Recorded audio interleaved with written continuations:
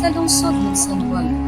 Isang makasaysayang imbakang ang nagsilbing simbolo ng lakas, pagbabago at pag-asa, ang El Deposito.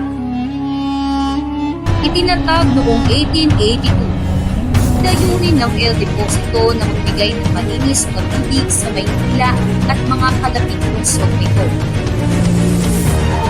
Bago ito, ang mga tao ay umaasa lamang sa kontaminadong ilog na nagdulot ng mga panganib sa kalusugan. Sa pamamagitan nito, nagkaroon sila ng isang na pamumuhay. Ngunit higit pa sa pagiging pinagkukunan ng tubig, naging saksi rin ang El Deposito sa mga makasaysayang kaganapan kabilang ang laban ng mga Katipunero sa San Juan. Bagamat hindi nagtagumpay, ang kanilang tapang at sakripisyo ang nagbigay inspirasyon sa buong bansa para magkaisa at lumaban para sa kalayaan. Ang El Deposito ay paalala ng kahalagahan ng tubig at panglakas ng isang bayan na nagkakaisa.